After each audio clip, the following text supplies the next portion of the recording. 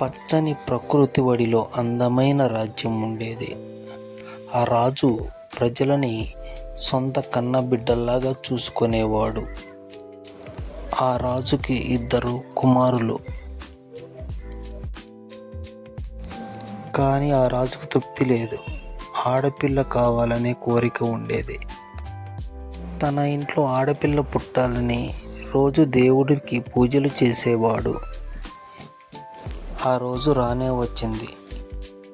రాజుగారింట్లో అందమైన పాపాయి పుట్టింది. ఆ పాపాయి ఎదుగుతూ ఉంది.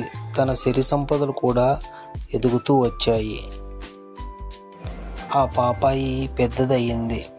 అన్నలు ఎంతో ప్రేమగా చెల్లిని చూసుకునేవారు.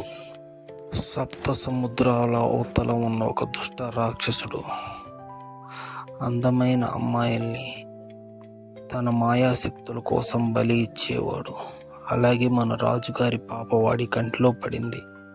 యువరాణి నిద్రపోతున్న సమయంలో ఆమె మీదకి మాయాశక్తిని ప్రయోగించి ఆమె గాలిలో ఎగిరేటట్లు చేసి తన కోటకు రప్పించుకొని ఆమెని ఒక గదిలో బంధించేశాడు.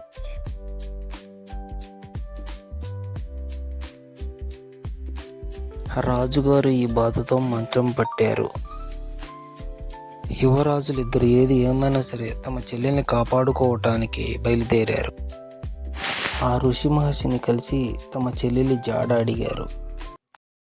ఆ ఋషి మహర్షి ఇలా అన్నాడు, అది అసాధ్యమైన పని నాయనా. మీ చెల్లెలు 7 సముద్రాల అవతల ఉన్న ఒక దుష్ట రాక్షసుడి చెరలో ఉంది నాయన. ఆమెను కాపాడటం అసాధ్యం. ఆ రాక్షసుడిని మీరు చంపలేరు. వాడు సముద్రపు అడుగున ఒక జలరాక్షసి దగ్గర వాడి ప్రాణాలు దాచాడు.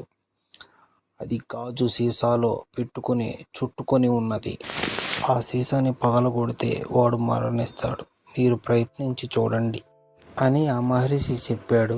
అందుకే వాళ్ళు బయలుదేరారు. సముద్రపు అడుగున జలరాక్షసి కనిపించింది.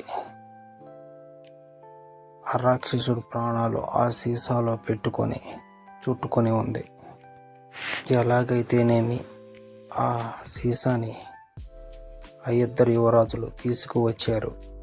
తీసుకొని రాక్షసుడు కోటకి వెళ్ళారు. రాక్షసుడి ఎదురుగా ఆ సీసాని బద్దలు కొట్టారు. ఆ రాక్షసుడు పేలిపోయి చచ్చిపోయాడు. వారు తమ చెల్లెల్ని కలుసుకున్నారు. ఎంతో ఆనందంగా ఆమెని రాజ్యానికి తిరిగి తీసుకువెళ్ళారు.